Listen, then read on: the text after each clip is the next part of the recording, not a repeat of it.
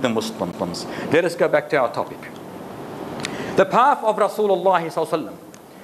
In our next coming lessons, inshallah, starting from today, we are going to be discussing Rasulullah sallallahu alaihi wasallam, his character, who he was, the path that he left us on, that which is known as the sunnah, and that which is known as al-bid'ah, and how we should keep away from al-bid'ah, and we should stick to as-sunnah, and how the love of the companions was, and why their love was so strong to Rasulullah sallallahu alaihi wasallam.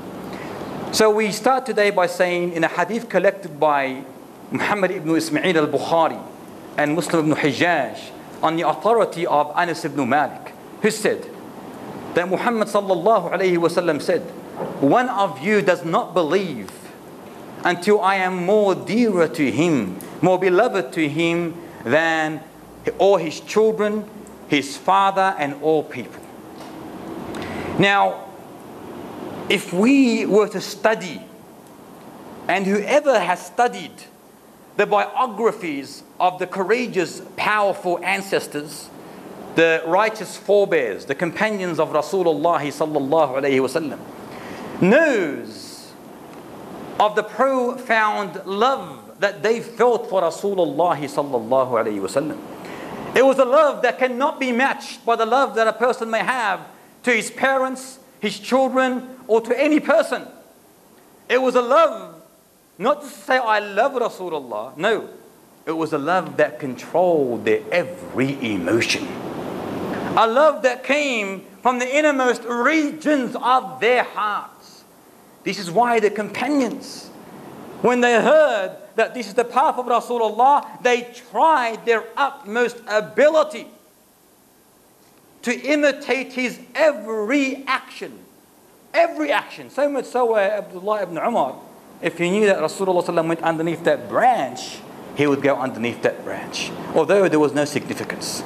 But because he loved Rasulullah so much, and he knew who Rasulullah is, and it's the way to Jannah, and only through him is to Jannah, he tried his utmost ability, as they all did, to imitate his every action. They were willing, the companions, to even protect Rasulullah with their bodies as human shields. And we know of Nusaybah in Uhud, who stood before Rasulullah while the arrows and swords were being driven towards Rasulullah. This lady Mujahidah stood before Rasulullah and protected him from all the swords and arrows. They were willing to sacrifice themselves to protect him, not only to protect him as a human being in the sense of his physical character and so forth, no, but his honor, his name. You know of a Jewish khabith by the name of Ka'ab ibn Ashraf. You've heard of him? Who's Ka'ab ibn Ashraf? This Jew in Medina, his name was Ka'ab ibn Ashraf. He was extremely an avowed enemy towards Rasulullah. He used to abuse Rasulullah. Not only abuse him, he instigated others to criticize and slander Rasulullah sallallahu alaihi wasallam. And then a companion, when he knew that this person, this evil person, is abusing Rasulullah, he executed him immediately. What did he do? He chopped his head off.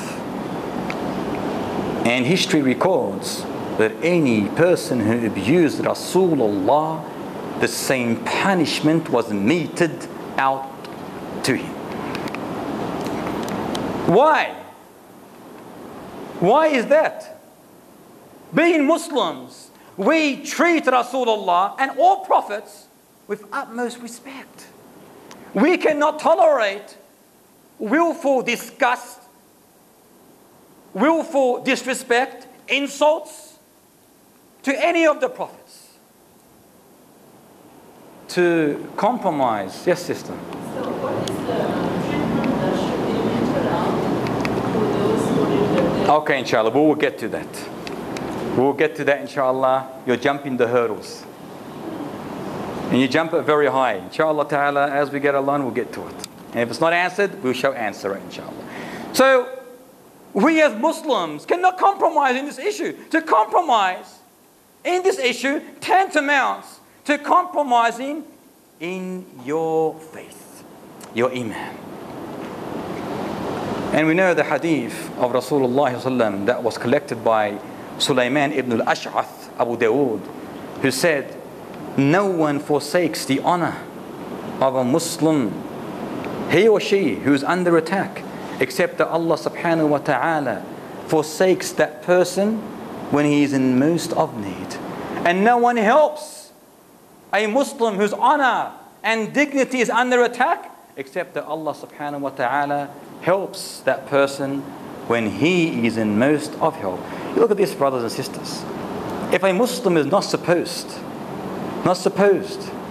to be indifferent when it comes to an ordinary Muslim's honor being attacked, how can we in the world be indifferent when the honor of Muhammad is being attacked? Does it make sense? But here we got to understand, not every single person that attacks Rasulullah do we go and start slaughtering and butchering. No, this is not what I'm saying here. This must be under a correct Islamic court who finds this person as, or convicts him for this crime, and then he, the judge, the court, takes this perpetrator to his punishment. Not every individual that hears the insult, you will find no one on this earth alive no more. Because how much today, or how many people are insulting A'udhu Billahi Rasulullah? This is again another reason why the Muslims are the way they are. Wallahi. They have allowed the kuffar to insult us. Insult us is no problem, but insult Rasulullah sallallahu alayhi wasallam. And in the countries that have been doing this, you get other countries, Muslim countries, likewise having ties with them politically. This is absurd. This is ludicrous. This is a shame on us. Wallahi, a shame.